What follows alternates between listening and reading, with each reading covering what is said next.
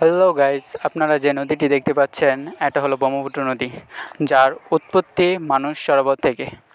সর্বদা এর স্রোত পানি প্রবাহিত থাকে, কখনো শুকায় না। এখন নদীর পানি প্রচুর এবং স্রোত তীব্র গতিতে চলছে, যার ফলে যারা সাঁতার জানে না তাদের অনেক সমস্যা। এই জন্য যারা পর্যটক কেন্দ্র ঘুরতে যান তারা একটু সাবধানে চলাফেরা করবেন এবং সাবধানে নৌকায় উঠবেন। যে কোনো মুহূর্তে যে কোনো দুর্ঘটনা ঘটে যেতে পারে, তাই নিজে সচেতন হন, অন্যকে সচেতন করেন।